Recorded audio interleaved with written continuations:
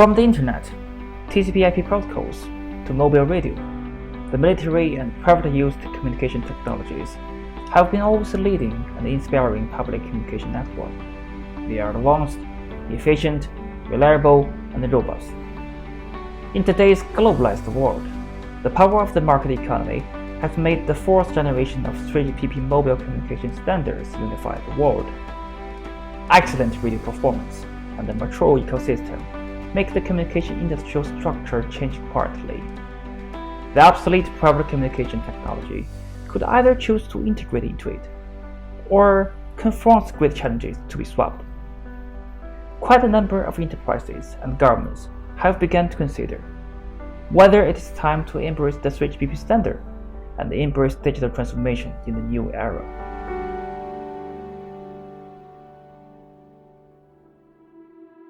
Walkie-talkies, a handheld radio transceiver invented by the US military during World War II, opened an era of the zero-generation mobile radio telephone in the 1940s.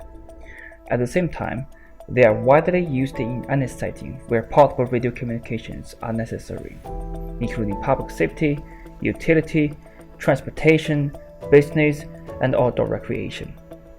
Devices are available as ruggedized units, ADAS, waterproof, or intrinsically safe for use in the heavy industry.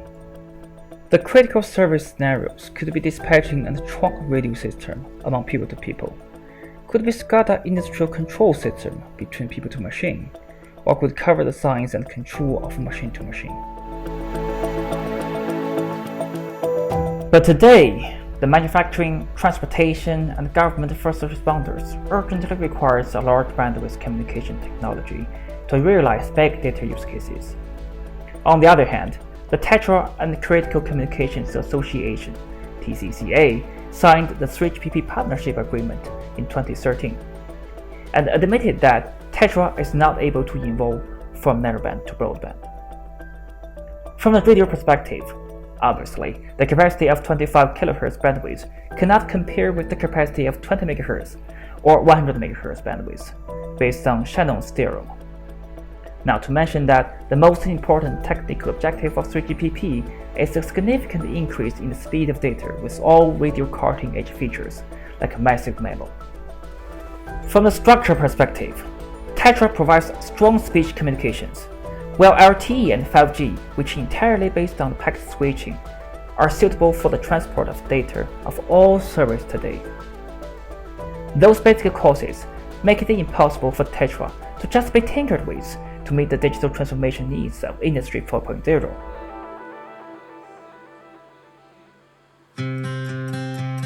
In 2014, LTE, the fourth generation mobile communication standard, shines brightly and brings us large throughput, abundant terminals, and numerous intelligent applications.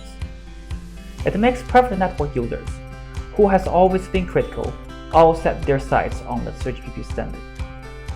BASF, BMW, FirstNet, Siemens, and many other companies have kept trying to integrate LTE and 5G into industrial control, trunk radio systems, and new applications. In January 2021, there are 185 independent 3GPP private networks worldwide, while as of January 2022, the number has soared to 756. Besides, there are thousands of 5G virtual private networks, hard to be precisely counted. Enterprises have voted with their dollar. There is no doubt that 3GPP has actually entered the private communication network market. Since 2016, in release 13 to 15, 3GPP set up a working group of Mission Critical Services, MCS, and successfully integrated corresponding features, such as new network elements for critical media services, EMBMS and Group Communication System Enablers, GCSE, proximity service, D2D direct communication among offline terminals, etc. In release 16 to 17, standards such as time-sensitive networking, TSN, non-public networks, 5G LAN type service, and industrial IoT are also added to support Industry 4.0. The questions now arise: why in 2017 LTE was almost silent in the private network market when it formulated so many sophisticated features. What makes 5G bring the market in full swing in 2019? However, today, why do most private network deployments choose LTE instead of 5G?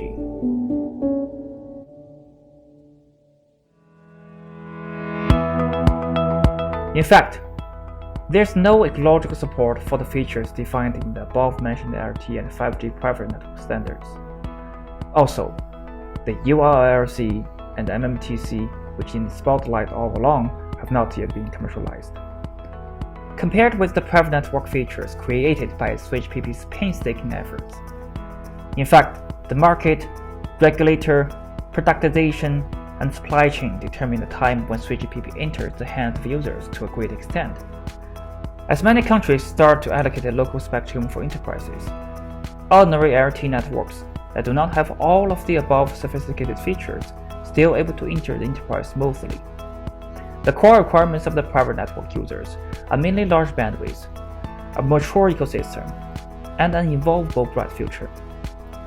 The LTE solution that can smoothly evolve to 5G already has the conditions to meet the above requirements. Therefore, with its mature and cost-effective advantages, LTE has rapidly dominated the market whenever dedicated spectrum are available, and it is expected to be the mainstream solution by 2023. The high market expectations brought by 5G are not limited to the traditional independent private network market. It's the door into a new market it opens: virtualized dedicated network over the public mobile network.